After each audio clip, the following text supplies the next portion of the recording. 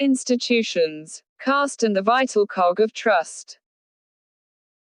The findings based on the IHDS on castes and their trust in state governments, the judiciary and the police are revealing. Veena S. Kulkarni and Raghav Gaiha. Trust impacts income and growth through markets and public institutions. There is a positive relationship between trust and the development of financial markets. Operation of these markets is contingent on trustworthiness of debtors, as legal methods of recovery of dues are fraught with delays and heavy expenses. Turning to labor markets, higher trust manifests in higher levels of cooperative relations between labor and management and higher levels of unionization. In fact, firms that have unions representing their employees are better able to adapt to new management methods and show better productivity. Evidence suggests a strong positive correlation between trust and the quality of the legal system. There is a similar correlation between trust and the quality of governance. Here, our focus is on whether trust in institutions such as state government, judiciary and police varies by caste. We rely on the India Human Development Survey 2015, IHDS. Key term is confidence. A unique feature of the 2005 and 2012 rounds of the IHDS is that they ask a question on trust. Trust in public institutions is measured in terms of levels of confidence, a great deal of confidence, only some confidence and hardly any confidence. Caste hierarchy reflects socio-economic status. Brahmins are at the top, followed by high castes, other backward classes, OBCs, and then the deprived including scheduled castes, SCs, and scheduled tribes, STs. The residual category of others is mixed but akin to high castes. Hence, general combines Brahmins, high castes and others, while other castes are as stated.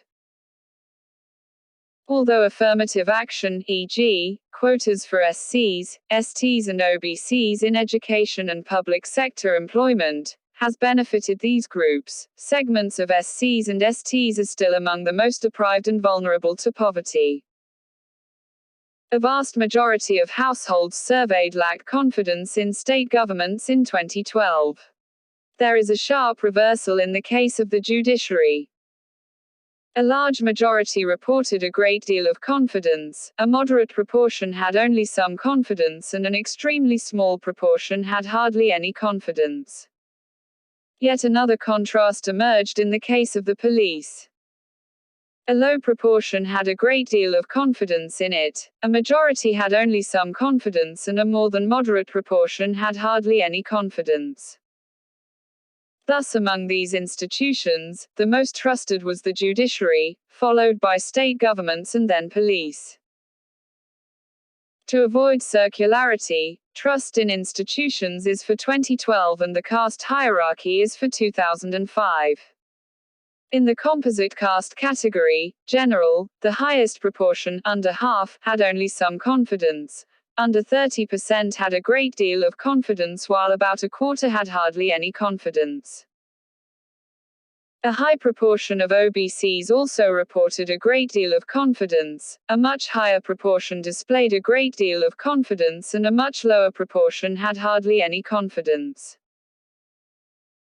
In sharp contrast, among SCs, the highest proportion, under 45%, displayed a great deal of confidence, a smaller proportion had only some confidence, and a much smaller proportion with hardly any confidence. STs, however, display a pattern not dissimilar to OBCs. Quota as a reason. An important issue is why do SCs display so much confidence in state governments? One reason is quotas. Another is a conjecture. While those higher up in the socio-economic hierarchy are likely to have other options stemming from relative affluence, SCs are largely reliant on state munificence. STs, in contrast, while also dependent on quotas, are so isolated that they have limited experience of social safety nets. In striking contrast to trust in state governments, trust in the judiciary is highly pervasive with a slight variation across castes. For each caste, a large majority displayed a great deal of confidence, with nearly 3/4 of STs reporting a great deal of confidence. The proportion of those with hardly any confidence was extremely low, ranging between 5% and 7%. These findings are indeed surprising given the judicial overload of cases and prolonged delays. Yet another striking contrast emerged for the police as a law enforcement agency. A great deal of confidence varied within a narrow range of 13%–18%, with the lowest among STs. Over 30% displayed hardly any confidence, with the highest among SCs and STs. This is not surprising given rampant corruption and discrimination against lower castes. Need for inclusion. One component of trust is shaped by beliefs inherited from earlier generations, and another by a contemporaneous environment. Trust in these institutions rose between 2005 and 2012. However, recent accounts indicate a sharp erosion of trust, presumably because of state government policies that are far from inclusive, judicial verdicts that do not conform to high standards of autonomy and fairness, and police actions that violate rights of citizens, and are often brutal. While inculcation of initial beliefs is bound to be slow, transition to a policy environment that is inclusive and transparent is daunting too, but growing awareness among the citizens is likely to facilitate it. Veena S. Kulkarni is Associate Professor in Sociology, Arkansas State University, U.S. Raghav Gaiha is Hon. Professorial Research Fellow, Global Development Institute, University of Manchester, England, and Research Affiliate, Population Aging Research Center, University of Pennsylvania, U.S.